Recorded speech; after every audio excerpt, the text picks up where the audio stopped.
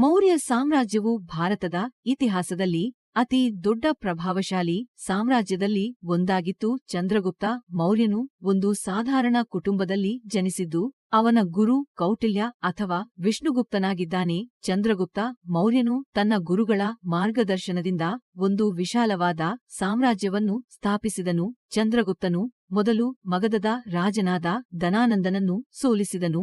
ಮಗಧದ ರಾಜಧಾನಿಯಾಗಿದ್ದ ಪಾಟಲಿಪುತ್ರವನ್ನು ತನ್ನ ಸಾಮ್ರಾಜ್ಯಕ್ಕೆ ಸೇರಿಸಿಕೊಂಡರು. ಚಂದ್ರಗುಪ್ತ ಮೌರ್ಯನ ಕಾಲದಲ್ಲಿ ಅಲೆಕ್ಸಾಂಡರ್ ಭಾರತದ ಮೇಲೆ ಆಕ್ರಮಣ ಮಾಡಿದನು. ಅಲೆಕ್ಸಾಂಡರ್ನ ಸೇನಾಪತಿಯಾದ ಸಲುಕಸನು ಚಂದ್ರಗುಪ್ತ ಮೌರ್ಯನ ಮೇಲೆ ಆಕ್ರಮಣ ಮಾಡಿ ಸೋತನು. ತದನಂತರ ಚಂದ್ರಗುಪ್ತನಿಗೆ ಮತ್ತು ಸೆಲ್ಯೂಕಸ್ ನಡುವೆ ಒಪ್ಪಂದವಾಯಿತು. ತನ್ನ ಅಂತಿಮ ಸಮಯದಲ್ಲಿ ಚಂದ್ರಗುಪ್ತನು ತನ್ನ ಮಗನಾದ ಬಿಂದುಸಾರನಿಗೆ ಸಾಮ್ರಾಜ್ಯವನ್ನು ಬಿಟ್ಟು ಜೈನ ಧರ್ಮವನ್ನು ಸ್ವೀಕರಿಸುತ್ತಾನೆ.